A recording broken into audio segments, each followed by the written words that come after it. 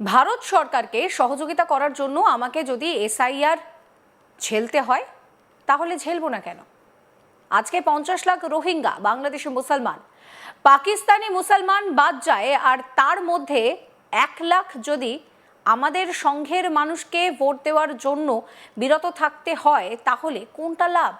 এসআইআরে কোনোভাবেই উদ্বাস্তুদের বিতাড়িত করা যাবে না। এসআইআর নিয়ে বিস্ফোরক মন্তব্য শান্তনু ঠাকুরের। তিনি বলছেন যে এসআইআরে কোনোভাবেই উদ্বাস্তুদের বিতাড়িত করা যাবে না। মঙ্গলবার উত্তর 24 পরগনার বাগদা বিধানসভার গারাপোতা বাজারে বিজেপির পক্ষ থেকে পরিবর্তন সভার আয়োজন করা হয়। সেই সভায় উপস্থিত ছিলেন কেন্দ্রীয় প্রতিমন্ত্রী শান্তনু ঠাকুর। সেই সভায় উপস্থিত হয়ে তিনি বলেন, নাগরিকত্ব সুনিশ্চিত করা জরুরি। এসআইআর আমাদের কোনো সমস্যা নয়। ভারত সরকারকে সহযোগিতা করার জন্য আমাকে যদি এসআইআর ঝেলতে হয়, ঝেলবো না কেন? আজকে 50 লাখ রোহিঙ্গা বাংলাদেশের মুসলমান, পাকিস্তানি মুসলমানের নাম যদি বাদ যায়, আর তার মধ্যে 1 লাখ যদি আমাদের সংঘের মানুষকে ভোট দেওয়ার জন্য বিরত থাকতে হয়, তাহলে কোনটা লাভ? এসআইআরে কোনোভাবেই উদ্বাস্তুদেরকে বিতাড়িত করা হবে না। এসআইআর এর মতো হতে দিন। কি বলছেন শান্তনু ঠাকুর, শোনাবো। 71 সালের পরে যারা ভারতে ঢুকেছে তাদের, 71 সালের পরে যারা এসছে তাদেরও অনেকে জন্মগ্রহণ করেছে বাংলাদেশে, তাদের সন্তানাদি জন্মগ্রহণ করেছে বাংলাদেশে, বাংলাদেশ থেকে এখানে এসে। তো স্বাভাবিকভাবেই 87 সাল পর্যন্ত যারা জন্মেছেন তাদের নাগরিকত্ব নেওয়া দরকার। নাগরিকত্ব সুনিশ্চিত করা জরুরি। এসআইআর আমাদের কোনো সমস্যা নয়। ভারতবর্ষের সরকারকে সহযোগিতা করার জন্য আমাকে যদি এসআইআর ঝেলতে হয় তাহলে ঝেলবো না কেন?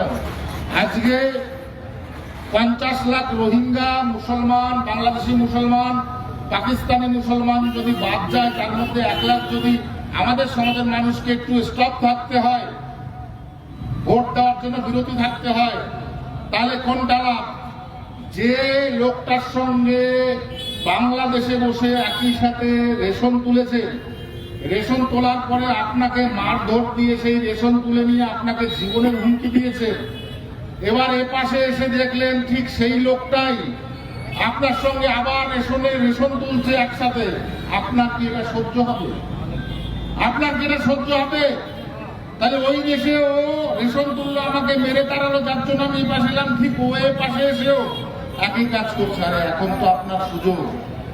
এই মমতা বন্দ্যোপাধ্যায় বা ওর সরকার যা বলে, মমতা বন্দ্যোপাধ্যায় সরকার যা বলে যে এসআইআর হলে নাকি আপনাদের ভারত থেকে বিতাড়িত করে দেবে। এসআইআর এর সাথে ভারত থেকে বিতাড়িত করার কোনো জায়গা আছে? এসআইআর হচ্ছে স্পেশাল ইন্টেন্সিভ রিভিশন, একটা বিশেষ সমীক্ষা, যে সমীক্ষার মাধ্যমে মৃত ভোটার, ডাবল ভোটার এদেরকে বাদ দিতে হবে, রোহিঙ্গা ভোটার বাদ দিতে হবে। তো কোনোভাবেই আমাদের মানুষকে এসআইআর এর মাধ্যমে আমাদের দেশের মানুষকে, যারা উদ্বাস্তু মানুষ, তাদের বিতাড়িত করা যাবে। এসআইআর এর মতো হতে দিন। প্রত্যেকটা ভোটের আগে এসআইআর হয়। এসআইআর নিয়ে এত বেশি ভয়ের কারণ, যে মৃত ভোটারের ভোটগুলো টিএমসি পেত, যে ডাবল ভোটারের ভোটগুলো টিএমসি পেত, রোহিঙ্গা ভোট টিএমসি পেত, বাংলাদেশি মুসলমান ভোট টিএমসি পেত, সেইগুলো আর টিএমসি পাবে না, পাওয়া যাবে না। যে কারণে এসআইআর নিয়ে টিএমসির এত মাথা ব্যথা।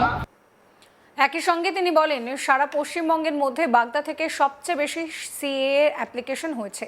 সিএএ করা মানে কেন্দ্রীয় সরকারকে সহযোগিতা করা। যারা বাংলাদেশ থেকে এসেছেন তাদের সিএএ করতে হবে, কারণ আপনাদের বাংলাদেশের নাগরিকত্ব রয়েছে। ভারতে আসার পর কংগ্রেস, সিপিএম বা তৃণমূল সরকার, যাদের মাধ্যমে আপনারা ভোটার কার্ড বা রেশন কার্ড করে থাকুন না কেন, কেন্দ্রের খাতায় আপনি জিরো। আপনার কোনো নাম নেই। নাগরিকত্ব দেওয়ার দায়িত্ব কেন্দ্রীয় সরকারের। রাজ্য সরকার যদি কেন্দ্রীয় সরকারকে বাদ রেখে আপনাকে ভোটার কার্ড, রেশন কার্ড করে দেয়, তাহলেও আপনি সিটিজেন হতে পারবেন না। মমতা ব্যানার্জি যতই বলুন, উনি কিন্তু ভুল বলছেন। আপনাকে আরো 50টা বছর পিছিয়ে রাখতে চায়। মুখ্যমন্ত্রীকে পরিষ্কার ভাষায় বলতে চাই, আপনি মানুষকে রাজনীতির কারণে বোকা বানাচ্ছেন, সেটা করবেন না। কি বলছেন শান্তনু ঠাকুর, শোনাবো। এখনো কিছু শেল্টার দিয়ে থাকে, আমার মনে হয় ভারত সরকার ছাড়া আর কেউ দেয়। আমি কিছু নিয়মাবলী সম্পর্কে আলোচনা করতে চাই, কারণ সিএ অত্যন্ত গুরুত্বপূর্ণ একটা বিষয়। সারা পশ্চিমবঙ্গের মধ্যে বাগদা থেকে সবচাইতে বেশি সিএ অ্যাপ্লিকেশন হয়েছে যতদূর আমরা জেনেছি। বাগদার মানুষকে ধন্যবাদ জানাবো, কারণ এটা আমাদের কেন্দ্রীয় সরকারকে সহযোগিতা করা। সিএ করা মানে কেন্দ্র সরকারকে সহযোগিতা করা এবং সাধারণ মানুষের আগামী দিনে সরকারের কর্মকাণ্ডকে যাতে আমরা উত্তীর্ণ করতে পারি, এগিয়ে নিয়ে যেতে পারি, তার জন্য সিএ অত্যন্ত জরুরি। এখন প্রশ্ন হচ্ছে সিএ কারা করবে? আমি একদম পরিষ্কারভাবে বলি, যারা সশরীরে বাংলাদেশ থেকে এসেছেন তাদেরকে সিএ করতে হবে। কেন করতে হবে? আপনি যখন বাংলাদেশ থেকে এসেছেন আপনি বাংলাদেশের সিটিজেন ছিলেন। আপনি ভারতে আসার সঙ্গে সঙ্গে কংগ্রেস সরকার, বামফ্রন্ট সরকার, তৃণমূল সরকার, যার মাধ্যমে আপনি ভোটার কার্ড বা রেশন কার্ড করে থাকুন না কেন, আপনি কিন্তু কেন্দ্রের খাতায় জিরো, আপনার কোনো নাম নেই। সিটিজেনশিপ দেওয়ার দায়িত্ব কেন্দ্র সরকারের, সিটিজেনশিপ পালন করবার দায়িত্ব কেন্দ্র সরকারের। তাই রাজ্য সরকার যদি আপনাকে কেন্দ্র সরকারকে বাদ রেখে যদি ভোটার কার্ড, রেশন কার্ড করে দেয়, তাতে আপনি সিটিজেন হতে পারেন না। মমতা বন্দ্যোপাধ্যায় যতই বলুন আপনি ভোটার কার্ড আছে, আপনার রেশন কার্ড আছে, আপনি সিটিজেন, এটা ভুল বলছে। কারণ আপনাকে আরো 50 বছর পিছিয়ে রাখতে চায়। আমাদেরকে এই রাজ্যের মুখ্যমন্ত্রী মমতা বন্দ্যোপাধ্যায় আরো 50 থেকে 100 বছর পিছিয়ে রাখতে চায়। এদেরকে নন সিটিজেন করে রাখতে চায়। এদের শুধু ভোট ব্যাংকের বাক্স হিসেবে ব্যবহার করতে চায়। তার জন্য ঠাকুরনগরে, চাকপাড়ায়, বনগাঁয় দৌড়ে এসেছিলেন আবার মতবাদের স্বীকৃতি পাবার জন্য। এসব হবে না। মুখ্যমন্ত্রীকে পরিষ্কার ভাষায় বলতে চাই, আপনি মানুষকে বোকা বানাতে পারেন না।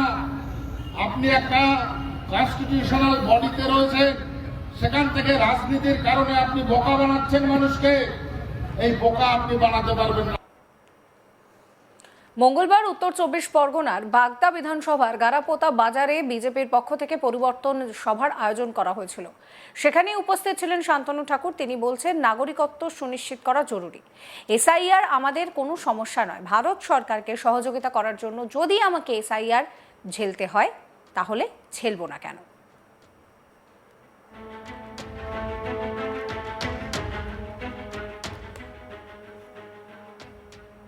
সমস্ত খবরের আপডেটের জন্য আপনাদের নজর থাকুক আজ তাক বাংলায়। চ্যানেলটিকে সাবস্ক্রাইব করতে ভুলবেন না।